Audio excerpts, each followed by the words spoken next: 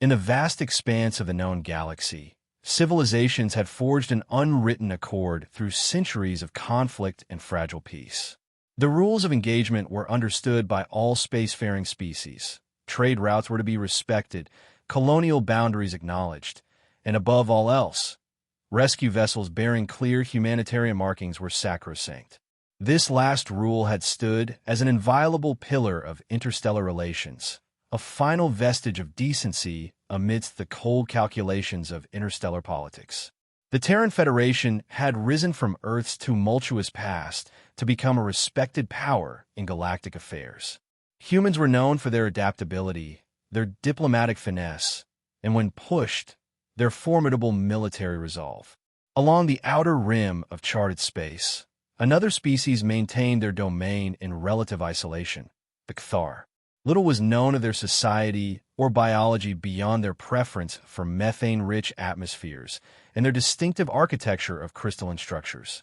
Their interactions with other species were minimal, their borders strictly enforced.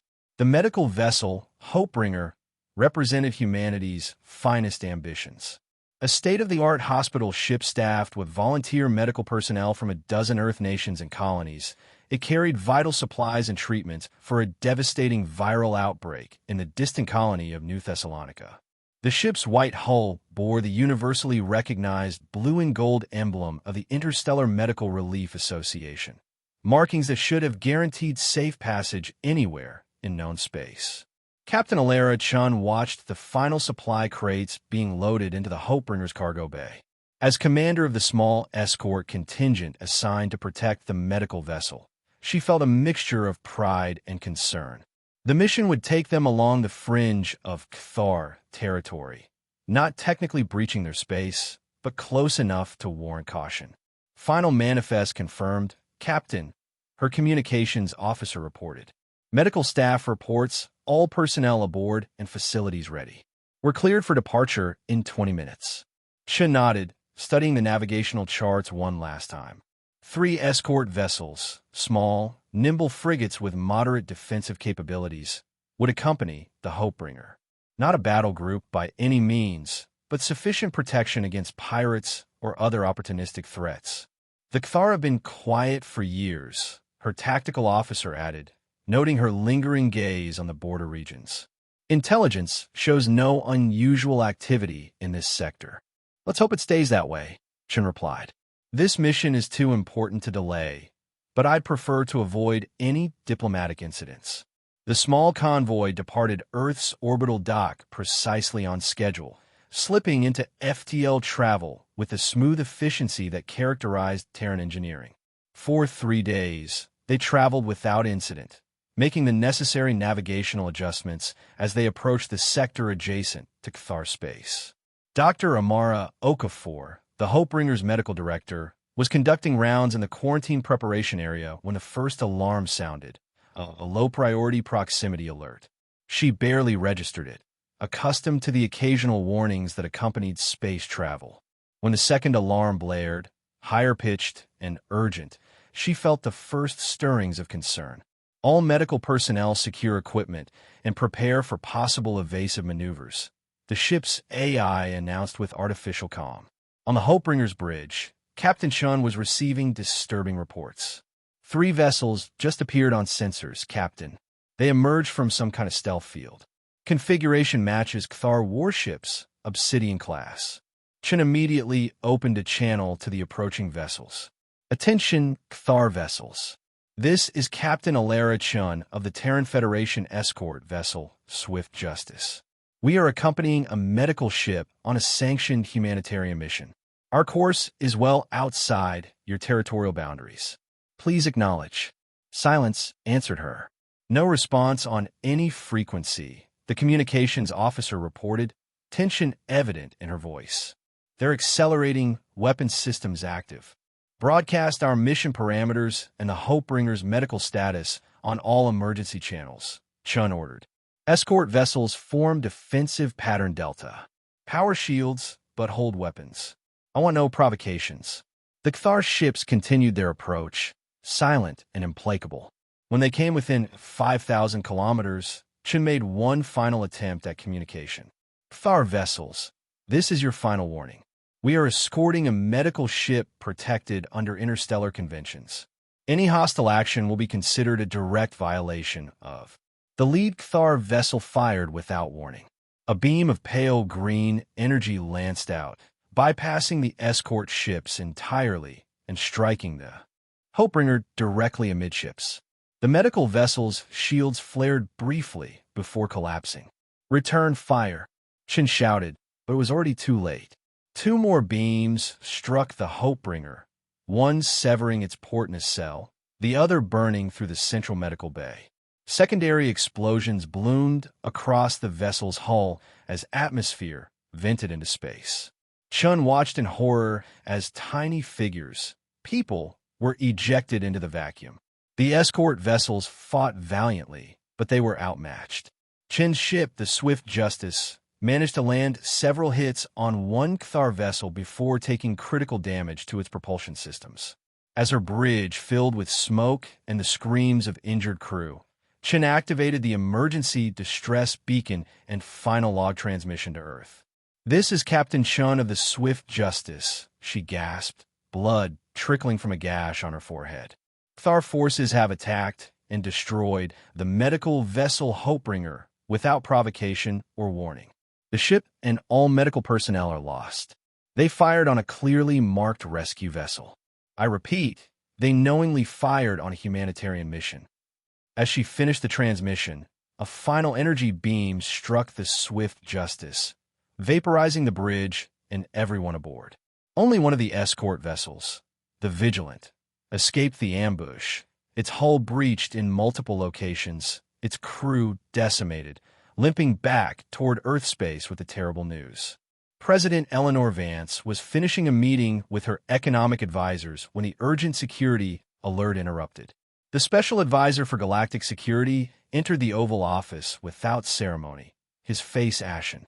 "Madam President, we've received an emergency transmission from the Hopebringer mission. It's gone, ma'am. The Kthar destroyed it." The room fell silent. Vance's expression remained unchanged, but those who knew her well noticed the slight tightening of her jaw, the almost imperceptible narrowing of her eyes. "Show me," she said simply. The advisor activated a holographic display, and the final moments of the Hopebringer and its escorts played out before them.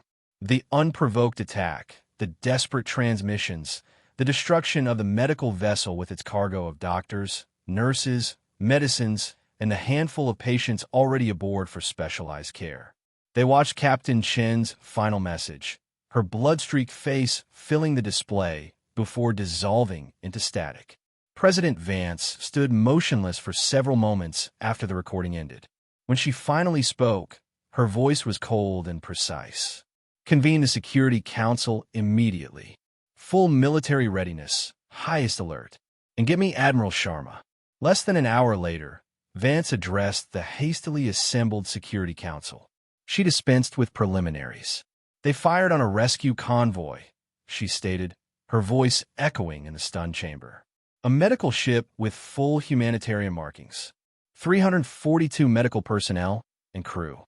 19 patients, including 7 children being transported for specialized care." She paused, letting the numbers register. The Kthar gave no warning, issued no demands, offered no explanation. They simply attacked and destroyed. A council member started to speak about diplomatic channels and possible misunderstandings, but Vance cut him off with a gesture. This was not a mistake. Their sensors would have clearly identified the Hopebringer as a medical vessel. This was a deliberate act of barbarism that violates the most fundamental principles of interstellar conduct. She looked around the room, her gaze like steel. "Send the war fleet. No negotiations. No messages. They have made their choice." In the orbital headquarters of Earth's Space Force, Admiral Anya Sharma received the president's orders with grim satisfaction. At 57, Sharma was a legendary figure in the military, a tactician of unparalleled skill and a commander who inspired both fear and fierce loyalty. Her family had a 3-generation history of military service, and she personally carried the scars of previous conflicts, both physical and psychological. Most notably, She had lost her younger sister in a similar attack 12 years earlier, when pirates had targeted a civilian research vessel. The perpetrators had eventually been brought to justice, but Sharma had never fully recovered from the loss. It had hardened something inside her, a transformation visible in her uncompromising command style and her reputation for devastating thoroughness in military operations.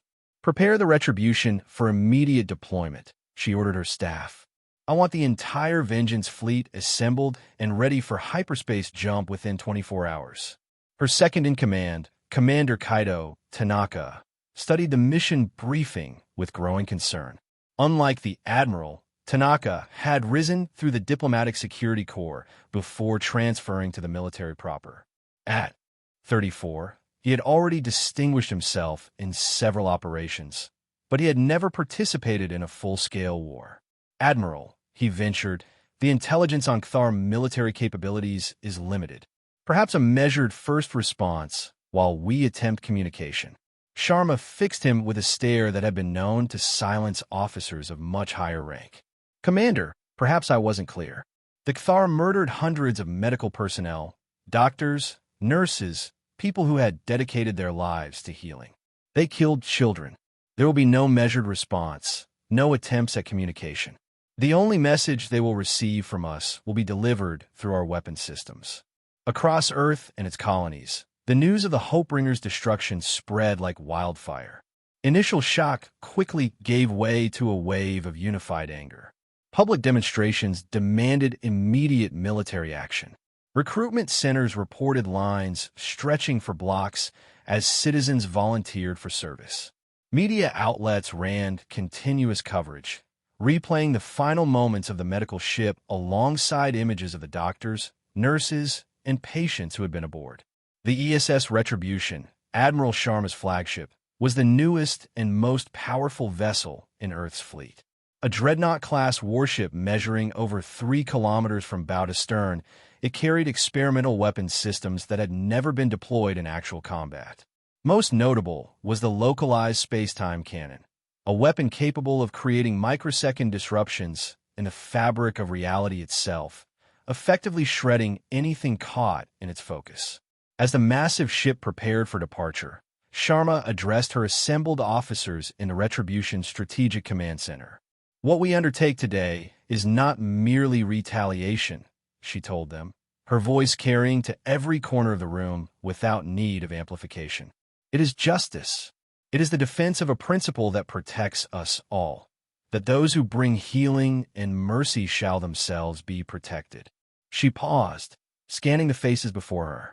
The Cthar have demonstrated that they recognize no rules, no conventions, no basic decency. We will respond accordingly. Our objective is not simply to punish, but to ensure that no species ever again considers such an action permissible. In the assembled officers, Sharma saw mostly determination and agreement. But in Tanaka's eyes, she noted reservation. She would watch him carefully. Doubt had no place in what was to come. The Vengeance fleet departed Earth orbit 30 hours after the Hopebringer's destruction, a record mobilization that spoke to both the military's efficiency and the universal support for the mission. 26 warships strong, with the Retribution at its center, the fleet entered hyperspace on a direct course for Cthar territory. Their first target was Outpost Krell, a Cthar military installation situated on a barren moon just inside their territorial boundary. Intelligence suggested it served as both a monitoring station and a forward military base, housing approximately 5,000 Cthar military personnel and support staff. The fleet emerged from hyperspace just outside the outpost's sensor range, immediately deploying electronic warfare measures to blind Cthar detection systems. Admiral Sharma ordered a precision strike, a demonstration of Earth's technological superiority and tactical resolve. All vessels maintained position, she commanded from the Retribution's bridge. Primary weapons only, targeted strikes on military installations. I want their command center, weapons platforms, and hangar facilities destroyed in the first wave. The attack was devastatingly effective. Cthar defenses activated too late to prevent the initial barrage from reaching its targets. The outpost's main power core detonated under concentrated fire, sending a shockwave across the moon's surface. Secondary explosions blossomed throughout the installation as munitions depots were struck. Within 17 minutes, Outpost Krell had been reduced to smoldering ruins. Scan for survivors, Sharma ordered once the primary targets had been neutralized. Minimal life signs detected, Admiral, reported the sensor officer. Approximately 300 survivors concentrated in what appears to be a subsurface shelter. Send in the strike teams, Sharma decided after a moment's consideration. Secure any intelligence materials and systems. The survivors are to be taken into custody. Commander Tanaka supervised the ground operation, leading a contingent of Marines onto the devastated outpost. What they found troubled him deeply. The Kthar they encountered offered virtually no resistance. Most appeared disoriented, some injured but making no attempt to seek medical attention. They surrendered without struggle, their normally iridescent scales dulled to a flat gray. More disturbing was the discovery that several Kthar had chosen self-termination rather than capture. In what appeared to be a command center, Tanaka's team found 5 Kthar officers dead beside destroyed computer terminals. They had ingested some form of fast-acting toxin. Admiral, Tanaka reported upon returning to the Retribution, something doesn't feel right about this. The Kthar response was inadequate, almost as if they weren't expecting us at all. They weren't expecting us to respond with such force or speed, Sharma replied dismissively. They're accustomed to dealing with species who prefer negotiation over action. We've demonstrated otherwise. With respect, it's more than that.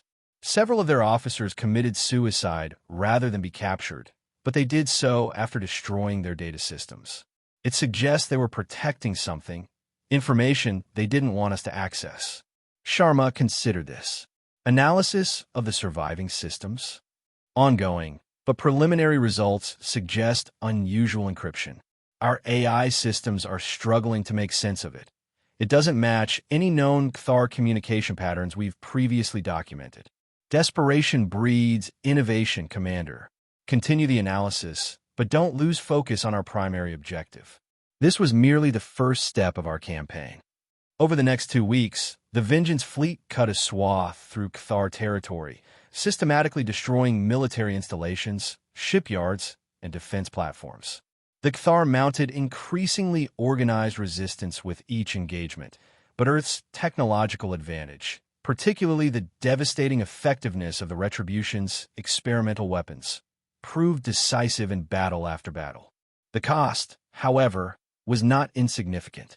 3 Terran vessels have been lost, and several others sustained heavy damage. The casualty reports crossed Sharma's desk daily, each death adding to her grim determination to see the campaign through to its conclusion. Earth's initial unified support began showing its first fractures as reports of the conflict's intensity reached the public. While many still vocally supported the war effort, small anti-war protests emerged in major cities. Questions arose in the media about the proportionality of the response and the lack of diplomatic efforts. President Vance faced increasing pressure to articulate an endgame strategy. Justice has a cost, she stated in a public address. The protection of our principles cannot be measured against a balance sheet of lives or resources. We continue until the Kthar understand, beyond any possibility of misinterpretation, that targeting medical and humanitarian missions carries consequences they cannot bear. As the fleet pushed deeper into Kthar territory, the nature of the conflict began to shift. Kthar resistance grew more sophisticated, employing tactics that suggested a growing understanding of Terran capabilities and vulnerabilities. Most concerning was their deployment of a new weapon system, organic-looking vessels that seemed to operate with disturbing autonomy, capable of adapting to Terran attack patterns. These bioships, as Terran forces dubbed them, proved remarkably resilient to conventional weapons, regenerating damage unless completely destroyed. More alarmingly, some emitted energy pulses that affected the neural patterns of nearby humans, causing disorientation, hallucinations, and in severe cases, temporary psychosis. The first major Terran defeat came at Helios Node, a strategically crucial Cathar industrial complex. The fleet encountered an unexpectedly large Cathar defensive force, including dozens of the new bioships. In the ensuing battle, the Terran cruiser Indomitable was lost with all hands, and two other vessels suffered severe damage before Sharma ordered a tactical withdrawal. "We need to reassess our approach," Commander Tanaka argued in the after-action briefing. "These bioships represent a significant escalation in their defensive capabilities. We should consolidate our forces and develop countermeasures before pushing further." Sharma's expression remained impassive, but those who knew her recognized the dangerous gleam in her eyes. "Consolidation suggests weakness, Commander." The Cathar would interpret any pause as an opportunity to strengthen their position further. "With respect, Admiral, we lost over 600 personnel in that engagement. The crew is exhausted. We need time to repair and regroup." "What we need," Sharma countered, "is to demonstrate that their new toys won't deter us. Prepare a strike plan for the Nexus 9 manufacturing center. We'll deploy the Retribution's full arsenal, including orbital bombardment." "Admiral, Nexus 9 is adjacent to a Cathar civilian habitation dome. Orbital bombardment risks." Cathar Strategic Command chose to place a military facility near their civilians. "That's their miscalculation, not ours." Sharma rose, signaling an end to the discussion. "The strike commences in 12 hours. Make the necessary preparations." The attack on Nexus 9 marked a turning point in the conflict, not militarily, but morally. The Retribution's space-time cannon tore through the manufacturing center with horrifying efficiency, creating localized distortions that twisted metal and organic materials alike into impossible configurations. The secondary orbital bombardment was less discriminate, and despite attempts at precision targeting, significant damage spread to the civilian dome. Estimates of Cathar civilian casualties range from 3,000 to 7,000. While Sharma officially expressed regret for the collateral damage in her report to Earth Command, privately she considered it an unfortunate but necessary demonstration of resolve. The incident created the first serious rift within the fleet's command structure.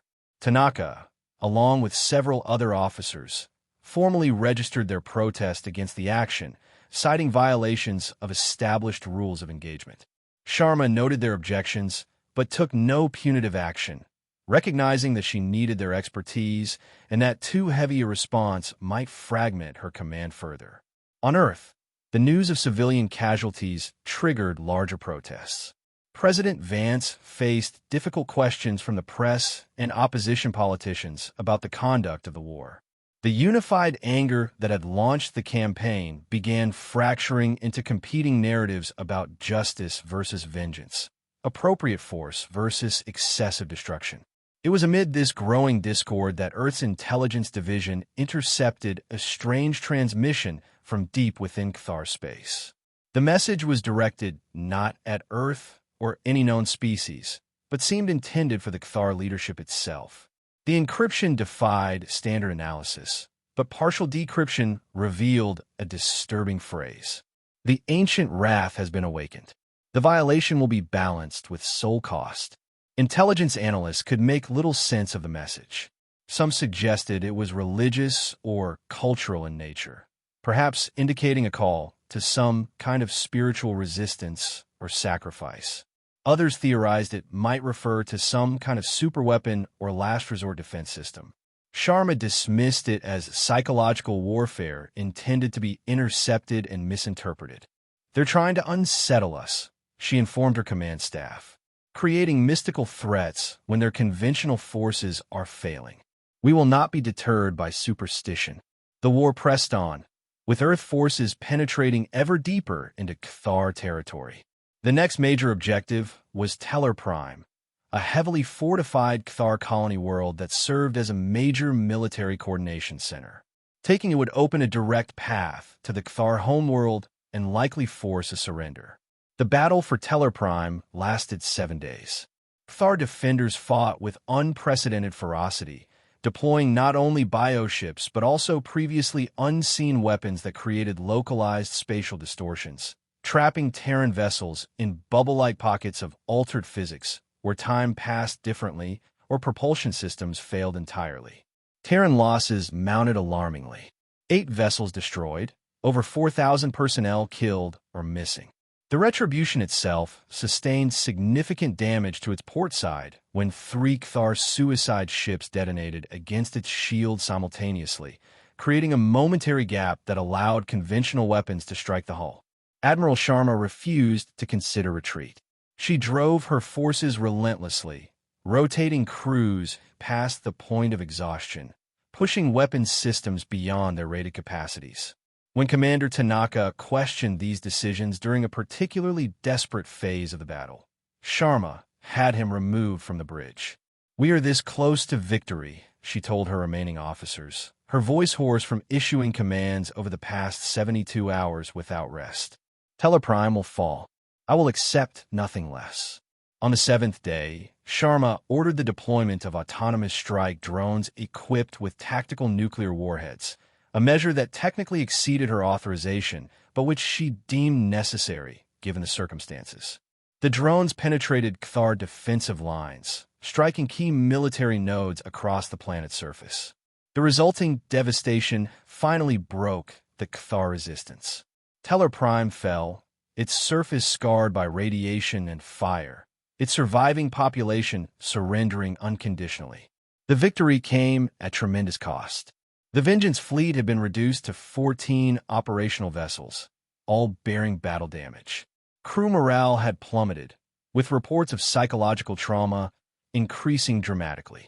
The Retribution's medical bay was overwhelmed with injured personnel, many suffering from exposure to Cthar neural weapons. In the aftermath, Sharma gathered her senior officers for planning the final phase, the assault on the Cthar homeworld. Her appearance shocked many. The Admiral had lost weight, her uniform hanging loosely on her frame, dark circles prominent beneath her eyes. But her voice remained steady, her resolve apparently undiminished.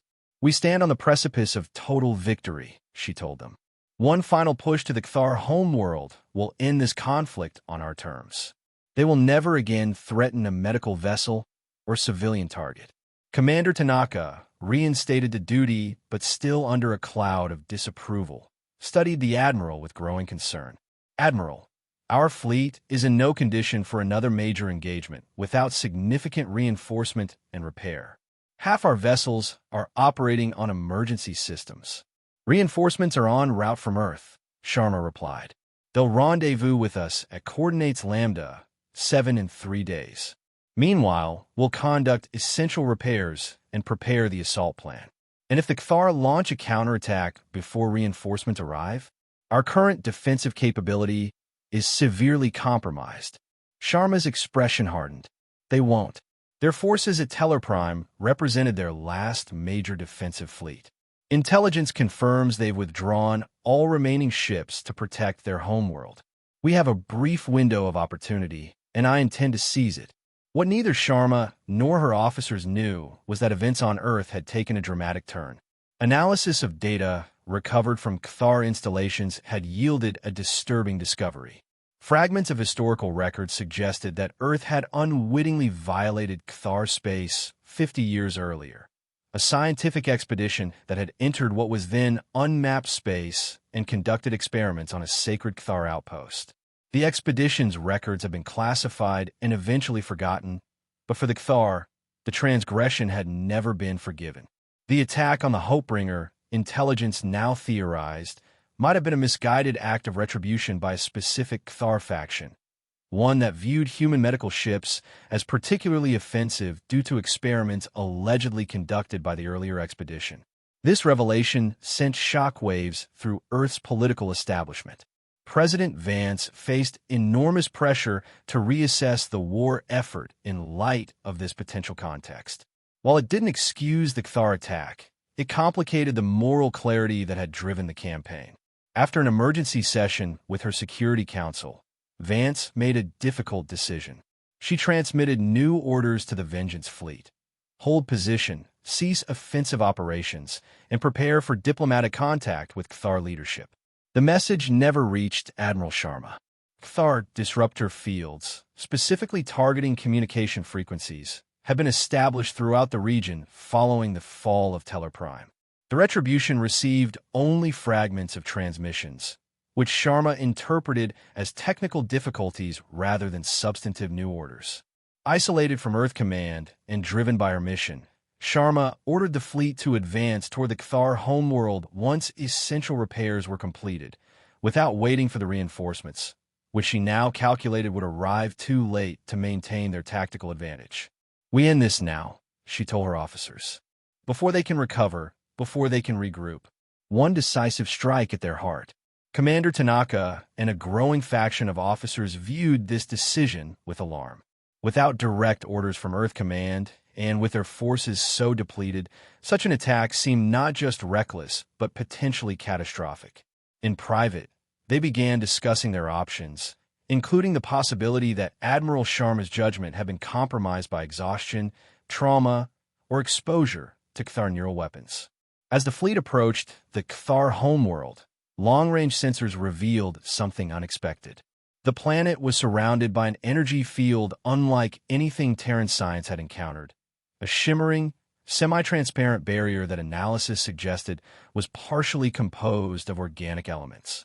More disturbing were the readings from the planet itself.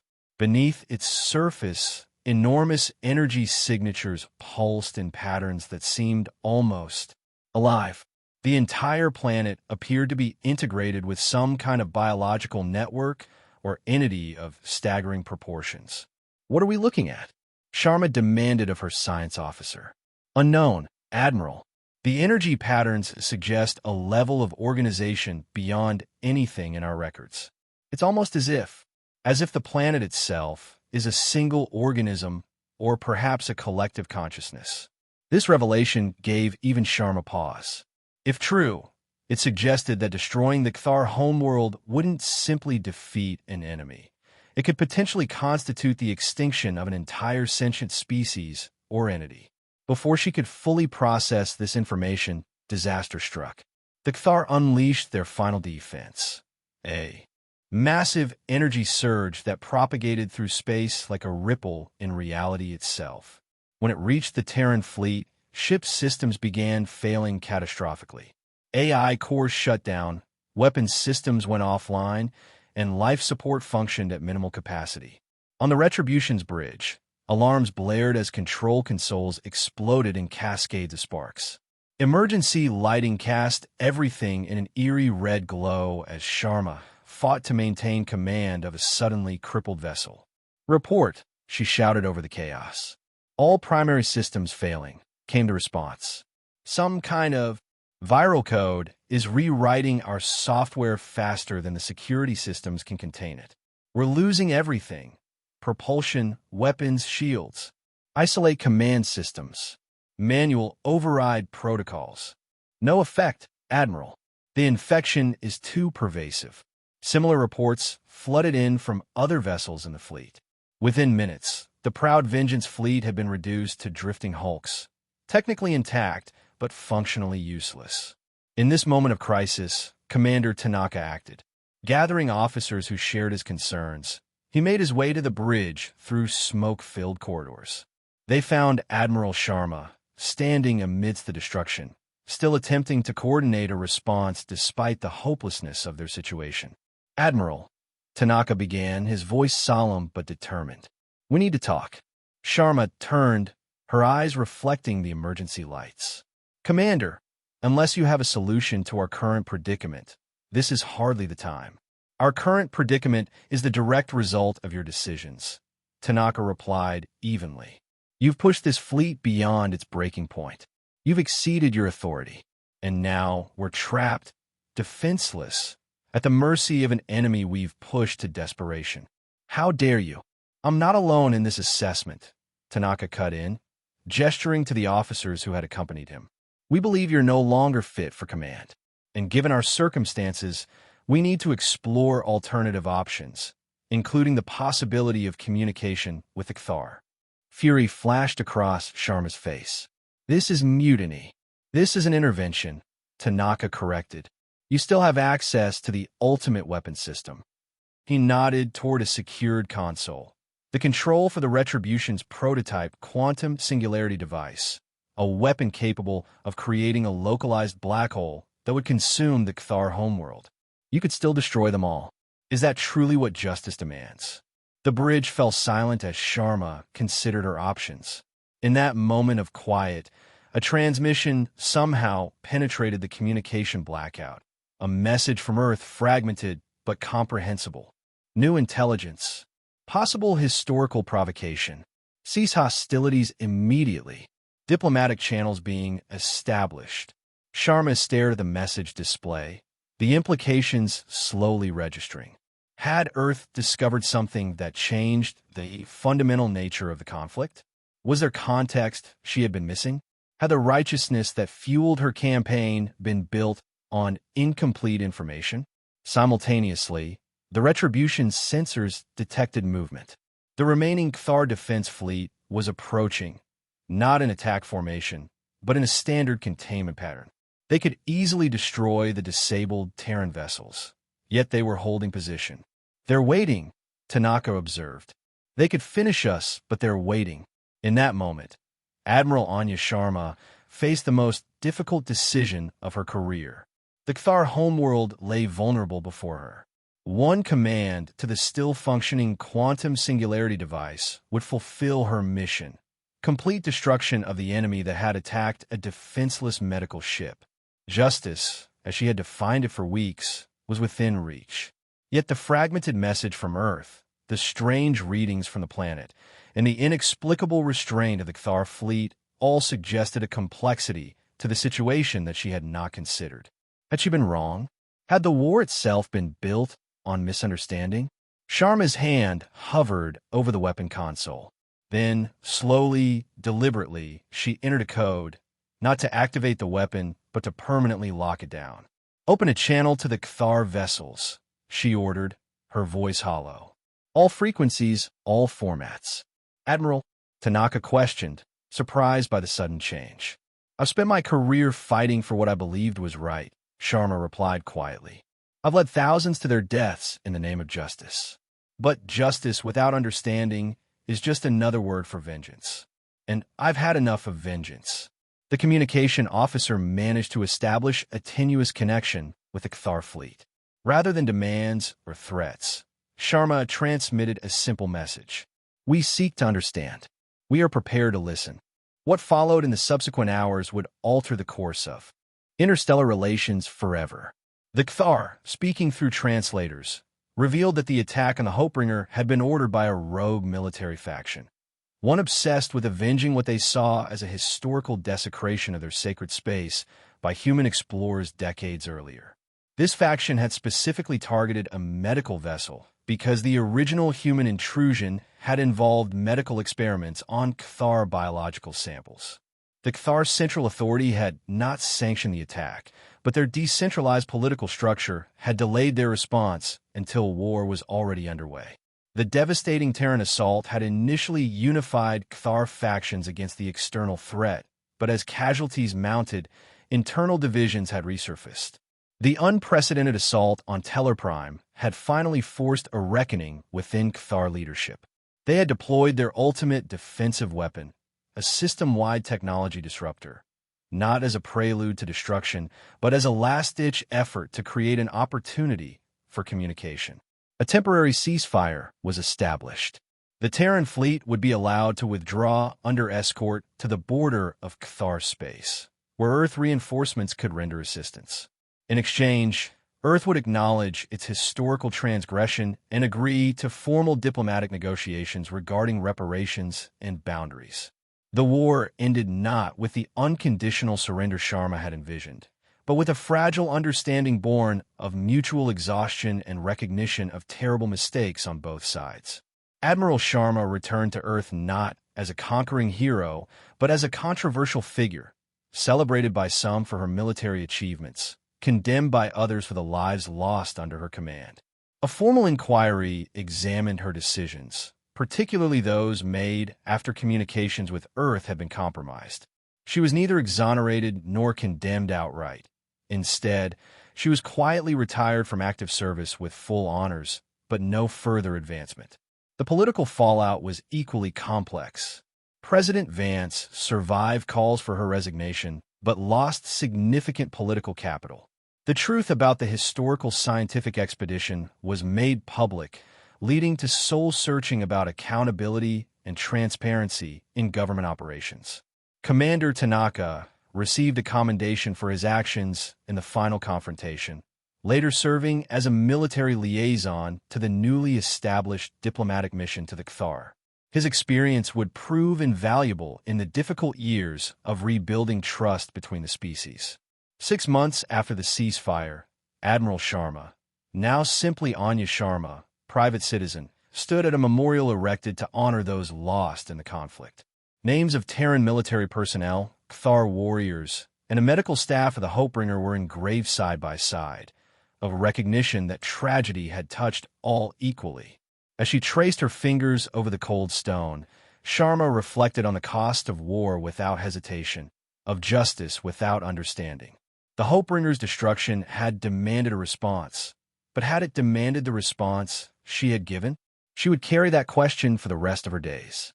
A figure approached from behind, Commander Tanaka, now wearing the insignia of a full captain. "I didn't expect to see you here," he said quietly, coming to stand beside her. "Where else would I be today?" she replied. "The anniversary should be marked." They stood in silence for a moment, both reading the names etched before them. "The Cathar delegation arrives tomorrow," Tanaka finally said. "The new treaty will be signed the day after. They're bringing their own memorial, a crystal structure that somehow captures the consciousness imprints of those lost. It will stand alongside this one." Sharma nodded. "A fitting gesture. Have they revealed more about their homeworld? About the entity beneath the surface?" "Only to specialized xenobiologists under strict confidentiality. But what they've shared is remarkable.